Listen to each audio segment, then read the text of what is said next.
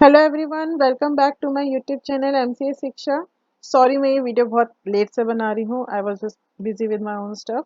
So here we are. MCS 211 की unit 2 का first lecture series है ये। तो please don't forget to like and subscribe to my channel for further notification. Right, अब let's started with the video. इस unit का नाम है असिम्प्टोटिक बाउंड्स। राइट, इस यूनिट में हम लोग जनरली आज इंट्रोडक्शन को ही मेनली कवर कर रहे होंगे, क्योंकि इंट्रोडक्शन थोड़ा सा बड़ा जा सकता है, क्योंकि मैं काफ़ी इलेबरेट में इसको एक्सप्लेन करने वाली हूँ। राइट, और फिर उसके फर्दर वीडियोस में हम लोग उसके फर्दर टॉपिक देखेंगे। Some useful mathematical function and notation, mathematical expectation, principle of mathematical induction.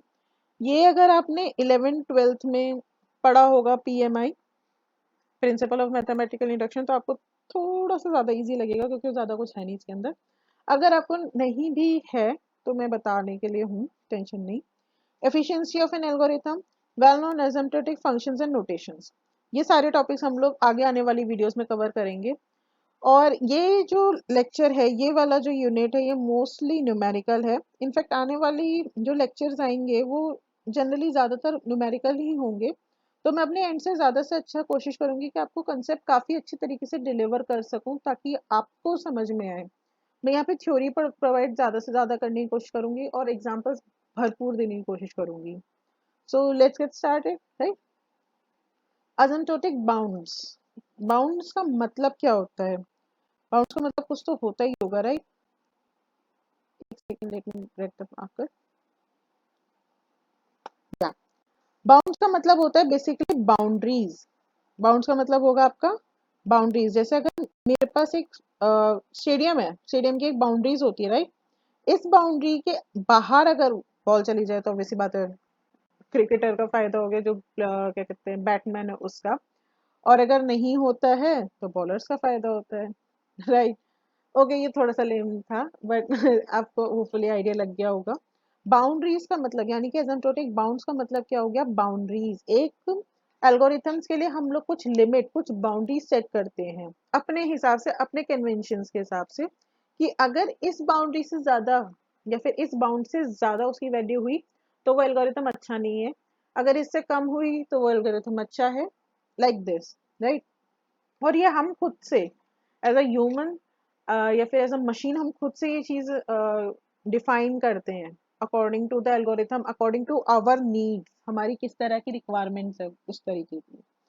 ठीक है, ये जनरली मैथमेटिकल नोटेशंस होती हैं जो हम लोग कंप्यूटर साइंस में यूज करते हैं किसी एल्गोरिथम की या फिर डेटा स्ट्रक्चर के किसी एल्गोरिथम की एफिशिएंसी को जानने के लिए, कि उसकी परफॉर्मेंस किस तरह की है, अच्छी है, कितनी बुरी है। ये सारी चीजें हम लोग उसमें समझने की कोशिश करते हैं, और हम लोग कोशिश करते हैं कि कोई भी कांस्टेंट फैक्टर्स उसमें ना डालें। कांस्टेंट फैक्टर्स यानी कि कुछ कांस्टेंट वैल्यूज। जनरली कोई भी एल्गोरिथम्स हम चलाते तो हम उसमें कोशिश करते हैं कि उसमें रियल टाइम वैल्यू डालें। यही करते हैं यार, हम लोग अगर इनपुट साइज डालते हैं तो रियल टाइम का डालते हैं, इनपुट केसेस भी डालते हैं तो रियल टाइम का डालते हैं। ये नहीं कि कांस्टेंट वैल्यू डालते रहेंगे तो हमें कांस्टेंट आउटपुट मिलता रहेगा, तो फायदा क्या है रहने देते पढ़ने का। राइट, और कुछ lower order terms. Lower order terms का यहाँ पे मतलब ये है कि ऐसी टर्म्स जिसके ऑर्डर, जिसका कैसे बताऊँ, जिसकी वैल्यू या जिसकी टर्म्स बहुत कम की तरफ हो, यानी कि हाँ, इनपुट साइज आपका कम हो। ऐसे एक एग्जांपल लेके आप समझ लीजिए। ठीक है, हम ये कोशिश करते हैं कि हम लोग जो भी एसिम्प्टोटिक बाउंड्स को कैलकुलेट करें वो हम रियल टाइम के बेसिस पे करें, डायनामिकली करें। ठीक, डेफिनेशन एक बार पढ़ लेते हैं। Asymptotic bounds are also known as asymptotic notation, a mathematical notation used in computer science and mathematics to describe the behavior of the function। किसी भी फंक्शन का बिहेवियर जानने के लिए, टाइम कॉम्प्लेक्सिटी में हम लोग फंक्शंस के साथ ही डील करते हैं। Right, as their input value approaches to certain limits, किसी लिमिट के तक जाने लगती है। जनरली क्या होता है कि इनपुट साइज को इन्फिनिटी तक भी जा सकता है। ऐसा कोई ज़रूरी नहीं है कि आपका 10 हो, 1000 हो, 100 हो, कोई ऐसा ज़रूरी नहीं है। वो इन्फिनिटी तक भी जा सकता है। आपका एल्गोरिथम को हम कितने भी अच्छे से जांच पड़ताल करके ही उसकी एफिशिएंसी निकालते हैं, क्योंकि आज के टाइम पे ना डेटा इतना फ्री हो गया है, डेटा इतना सारा हो गया है कि उसको मैनेज करना, उसको एक्सेस करना, उसको फेच करना, उसे स्टोर करना बहुत इंपॉर्टेंट है अगर आपको ढंग से आता है तो। राइट, तो वो इनफाइनाइट सोर्स ही है हमारे पास। आज के टाइम पे आपके पास भरपूर इंटरनेट है, भरपूर डेटा है। Right, these notation are useful for analyzing the efficiency and performance characteristics of algorithm and data structure without getting into a specifics of constants and lower order terms. Right? Hopefully आपको ये चीज समझ आ गई हो। अब next side पे चलते हैं। राइट, मैंने पिछली वीडियो में ये चीज के बारे में डिस्कस करा था, टाइप ऑफ एसिम्प्टोटिक बाउंड्स। तीन तरह के मैंने बताए थे, big O, omega and theta. Big O is for worst case. Oh, sorry. Big O is for the best case. Sorry, हाँ worst case मैंने सही बोला था। Sorry, मैं भी confused हो जाती हूँ पढ़ाते पढ़ाते। Right. Big O is for the worst case. Omega is for the best case and theta is for the average case. इस तरीके से आप याद रख सकते हैं इन केसेस को, ताकि ये चीजें आपको और कॉम्प्लिकेटेड ना लगे। कंप्यूटर साइंस के जो स्टूडेंट्स होते हैं ना, मोस्टली उन लोगों का ना यही होता है कि टाइम कॉम्प्लेक्सिटी, ये नोटेशन से बहुत ज़्यादा कॉम्प्लिकेटेड हो जाते हैं। I understand that. इसे थोड़ा सा ऐसे सिंप्लीफाई करने की कोशिश करते हैं। बिग ओ नोटेशन में क्या होता है, हमारा अपर बाउंड कंसिडर किया जाता है। अपर बाउंड यानी कि एक लाइन से या फिर उसकी फंक्शन की जो लाइन होगी उससे ज़्यादा की वैल्यू। ठीक है, मैं इसको ना थोड़ा सा आपको ना गूगल से समझाने की कोशिश करती हूँ, सो दैट आपको ना काफ़ी क्लियर समझ आ जाए। होपफुली आपको गूगल दिख रहा होगा, मेरी स्क्रीन दिख रही होगी ढंग से। राइट, हाँ। अब ये बिग ओ का ग्राफ है। अब यहाँ पे इस ग्राफ को ना थोड़ा सा ढंग से समझने की कोशिश करते हैं। ये वाली जो लाइन है हमारी, ये एफ एन की लाइन है, ये हमारे फंक्शन की लाइन है। सी जी एन जो है हमारी, ये हमारा इनपुट वैल्यू, जो भी हमारा फाइनल रिजल्ट आ रहा है उसकी वैल्यू है। अब आप देख रहे होंगे इस ग्राफ में, ये जो वैल्यू, ये वाला जो ग्राफ है, ये किसकी तरफ जा रहा है, ऊपर की तरफ। ये कुछ ज्यादा ही ऊपर की तरफ नहीं जा रहा है, तो ये आपका वर्स्ट केस बताती है। ये जो एरिया है, ये वाली जो वैल्यूज हैं, ये सारी वर्स्ट केस में आ जाएंगी। ठीक है, क्यों? क्योंकि इसकी वैल्यूज एक पर्टिकुलर पॉइंट के बाद है ना बढ़ती ही जा रही हैं। राइट, इसको हम इसको वर्स्ट केस कहते हैं। ठीक, अब आ जाते हैं ओमेगा पे। अब देखो इन दोनों उसमें ना क्या डिफरेंस है, यहाँ पे देखो एक ग्राफ में थोड़ा क्लियर कर देती हूँ।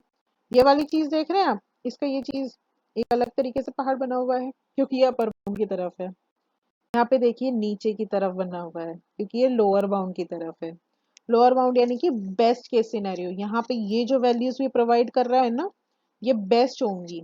इसलिए इसको हम जो ओमेगा वाला है वो हमारा बेस्ट केस में आता है। राइट, डिफरेंस समझ में आ रहा है इन ग्राफ से? बाकी अभी मैं डेफिनेशन ढंग से दोबारा बता देती हूँ, उससे आपको थोड़ा सा क्लैरिटी ज्यादा हो जाएगी। अपर बाउंड यानी कि ये वाला जो एरिया, ये अपर बाउंड में आ जाता है, ये इन वैल्यूज को कंसिडर करता है। तो यहाँ पे हम लोग कहेंगे वर्स्ट केस पे। ये हमारा बेस्ट केस पे आ रहा है क्योंकि हमारी इसकी जो वैल्यूज हैं वो हमारी बाउंड्री के विद इन नीचे की तरफ है, इनफैक्ट उससे ज्यादा ही नीचे की तरफ है, इसलिए हमारे बेस्ट केस सिनेरियो में आता है। अब हमारा थीटा कैसे आता है? थीटा ना तो हमारा वर्स्ट होता है ना हमारा बेस्ट होता है, it is an average case. अब यहाँ पे देखिए, फंक्शन एक है, राइट, मगर उसके जो आउटपुट्स वाली वैल्यू है, जो ये सी जी है ना, ये दो है। दिख रहा होगा आपको? तो जो इसके बीच का हिसाब किताब है ना, ये वाला जो इसका बीच का हिसाब किताब है ना, ये आपका होता है ओमेगा थीटा, एवरेज केस। ठीक है, ये हमारा आपका होता है average case. Average case scenario से हम कंसिडर करते हैं। ठीक है, अब डेफिनेशन पे पहले आ जाते हैं। होपफुली आपको ग्राफ से थोड़ा सा तो आइडिया लगा होगा कि मैं क्या कहना चाह रही हूँ। एक बार अपन लोग डेफिनेशन पढ़ लेते हैं, होपफुली इससे क्लियर हो जाएगा। Digo notation, this represent an upper bound of the growth rate of a function। एक फंक्शन का upper bound, rate of the growth को वो कंसिडर करके चलता है। ठीक है, कोई भी फंक्शन मान लो एफ जी एन है और बिग ओ जी एन डिस्क्राइब कर रहा है उसकी अपर लिमिट को, जैसे वो वाले उसमें ग्राफ में आपने देखा था ना, ये इसका ना लिमिट को बता रहा है कि ये इससे नीचे होनी चाहिए, ये इससे ज्यादा होनी चाहिए। ये ऊपर वाले ग्राफ में ही देख लेते हैं। ये जो लाइन है ना, इसके नीचे ही वैल्यू होगी, ये इसकी लिमिट है बेसिकली। इससे ज्यादा जा रहा है, ये देखो ये ग्राफ इससे ज्यादा जा रहा है, लिमिट से ज्यादा जा रहा है, तो ऑब्वियसली बात है वर्स्ट ही होगा ना। तो वही चीज है, ठीक है। For function fn, OGN describe the upper limit on how fast fn can grow relative to the function of gn. gn के कंपैरिजन में fn कितनी जल्दी जल्दी भाग रहा है वो यहाँ पे मेजर करता है। In other words, fn is bounded by some multiple or multiple of gn for successfully large value of n. Mathematically, it can be expressed as fn equals to OGN, right? अब आ जाते हैं omega पे। Lower bound होता है obviously बात है ये हमारे फंक्शन रेट का, या सॉरी फंक्शन का, ठीक है। इसको भी हम एफ एन से रिप्रेजेंट करते हैं, मगर इसका जो सिंबल होता है वो ये वाला होता है ओमेगा, ठीक है, जो कि आपकी लोअर लिमिट डिफाइन करता है कि आपका जो फंक्शन है वो कितने फास्टली ग्रो कर रहा है जीएन के रिस्पेक्टिवली, ठीक है। इसको हम अदर वर्ड्स में ये भी कह सकते हैं कि जीएन बाउंडेड है for multiple f n for sufficiently large value of n. थोड़ा सा कंफ्यूजिंग लगा, बता देती हूँ। कहने का मतलब ये है कि ये वाली जो लिमिट है ना, राइट, इससे नीचे ही जा रहा है बेसिकली, ये इसकी लिमिट बन जाता है, एफ एन इसकी limit, sorry, G N bounded by, यानी कि जी एन इसकी लिमिट जो है, ठीक है, वो एफ एन के उससे बन जाती है, यानी कि एफ एन इसकी लिमिट बन गई एक तरीके से, उल्टा हो गया। इन अदर वर्ड्स का मतलब यहाँ पे उल्टा बता रहा है कि एफ एन इसकी बाउंड्री लिमिट बन गई है जीएन की, उल्टा हो गया यहाँ पे, ठीक है। और काफी लार्ज वैल्यूज के लिए हम इसको कंसिडर करते हैं, express as f n equals to omega g n. Theta notation हमारा दोनों के रिप्रेजेंट करता है, अपर बाउंड और लोअर बाउंड को, of a growth rate of a function, एक फंक्शन का ग्रोथ रेट को। कोई भी एफ एन होगा, ठीक है, theta g n describes the range in which f n lies, वो एक रेंज डिफाइन कर देता है कि एफ एन इसके बीच में डिफाइन होगा, इसके बीच में आएगा। यहाँ पे आपका एफ एन जी एन दोनों ग्रो करता है एट द सेम टाइम पे। यहाँ पे कहा जा सकता है कि एफ एन बाउंडेड है जी एन की तरफ से, ठीक है।